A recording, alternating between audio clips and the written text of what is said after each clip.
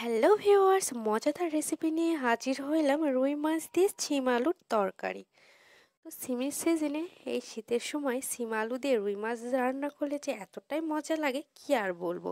যদি রান্না হয় খুবই কম মশলায়, তারপরেও যদি এতটাই টেস্ট হয় তাহলে তো খেতে দারুণ লাগে। চলুন দেখা যাক রুই মাছটা আমি দিয়ে কিভাবে শিম আলু দিয়ে রান্না করি। দেখতেই পাচ্ছেন কালারটা কতটা সুন্দর হয়েছে, খেতেও কিন্তু বেশ দারুণ হয়েছে। এখানে সিম আর আলুকে কেটে নিয়েছি ভালো করে, ছোট ছোট আলুকে চোচা ছেলে দুই ফালি করে কেটে নিয়েছি। আর সিমকে ভালোভাবে পরিষ্কার করে মধ্যেখানে একখানি ফালি দিয়ে দিয়েছি। আর এখানে ফ্রাই প্যান তেল গরম হতেই নুন হলুদ দিয়ে মেখে রাখা রুই মাছগুলো ভাজার জন্য দিয়ে দিয়েছি। উল্টিয়ে পাল্টিয়ে দুই পাশে রুই মাছগুলোকে ভেজে নিচ্ছি। ভাজা হয়ে গেছে, এখন একটি পাত্রে উঠিয়ে নিচ্ছি।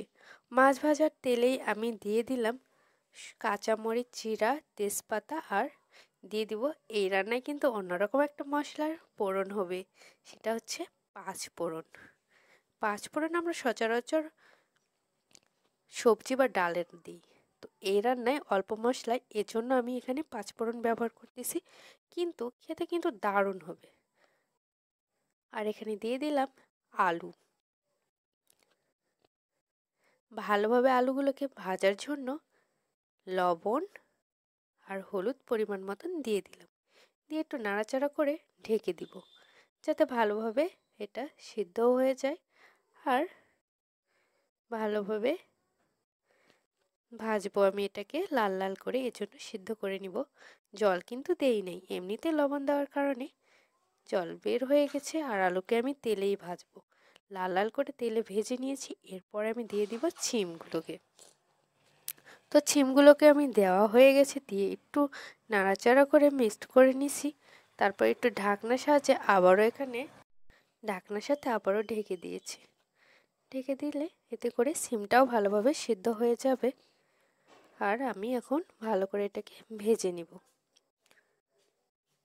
তো ভাজা হয়ে গেছে, খুব বেশি ভাজতে হবে না কারণ আলু তো আগে থেকেই ভেজে নিয়েছি। আর শিমটাকে জাস্ট একটু সিদ্ধ করে এপিট ওপিট করে ভেজে নিয়েছি আলুর সাথে। তারপরে দিয়ে দিয়েছি শুকনো লঙ্কা গুঁড়ো আর আদা জিরা পেস্ট দিয়ে ভালোভাবে একটু নাড়াচাড়া করে নিচ্ছি। ভালোভাবে মশলাগুলোকে কষানোর জন্য অল্প পরিমাণে একটু জল অ্যাড করে দিব। এটাকে অল্প পরিমাণ জল অ্যাড করে দিয়ে একটু মশলাগুলোকে কষিয়ে নিব ভালোভাবে। এজন্য একটু নাড়াচাড়া করে ঢাকনার সাহায্যে ঢেকে দিব যাতে করে মশলাগুলো ভালোভাবে সব তরকারির ভিতর ঢুকে যায় আর এতে করে সেদ্ধও হয়ে যায়। আর ভালো করে ঢেকা মশলাগুলো ভালোভাবে কষানো হয়েছে। ঢাকনায় উঠিয়ে এরপর আমি একটু নাড়াচাড়া করে, দেখতেই পাচ্ছেন মশলাগুলো অলরেডি কষানো হয়ে গেছে, আমার তরকারির ভিতর ঢুকে গেছে, একদম লেগে লেগে গেছে। ভালোভাবে একটু নাড়াচাড়া করে ভেজে ভেজে নিলাম।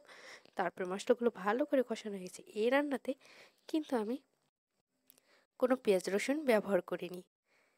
একটু জল দিয়ে দিলাম ঝোলের জন্য। জলটা গরম হতে এখানে মাছ ভেজে রাখা রুই মাছগুলো দিয়ে দিয়েছি। তারপরে এই রান্নাটা এতটাই টেস্ট কি আর বলবো। এইসব মশলাগুলো উপকরণ অনুযায়ী দিলে রান্নাটা এতটাই টেস্ট হয়ে যায়। ঝোলটা ফুটে উঠতে এখানে দিয়ে দিয়েছি দারচিনি।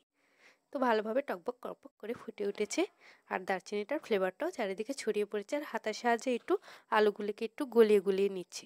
এতে করে কি হবে, তরকারিটা গাঢ় হয়ে আসবে আর খেতেও কিন্তু দারুণ হবে। ভালোভাবে একটু নাড়াচাড়া করে ভালোভাবে মিক্সড করে নিচ্ছি।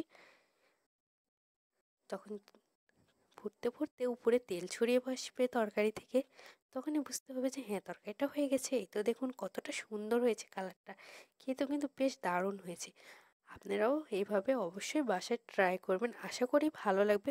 খুবই অল্প মশলা কিন্তু অসাধারণ রান্না। ধন্যবাদ সবাইকে, পাশে থাকবেন। অনেক অনেক